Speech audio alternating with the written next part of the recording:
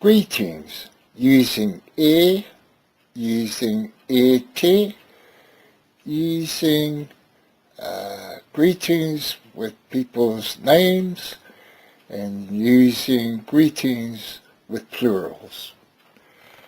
Using tēnā koe e koro, tēnā koe e kui, tēnā koe e papa, tēnā koe e mama, tēnā koe e tama, tēnā koe e hime. E te, tēnā koe e te tūpana, tēnā koe e te koroheke, tēnā koe e te ruruhi, tēnā koe e te matua, tēnā koe e te whaia, tēnā koe e te tungane, tēnā koe e te tuahime. Greetings to names.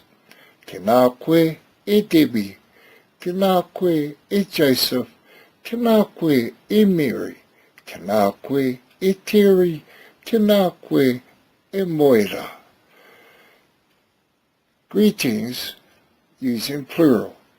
Tēnā koutou e te iwi, tēnā koutou e te whānau, tēnā koutou e ngā waka, tēnā koutou e ngā tamariki, tēnā koutou e ngā rangatahi.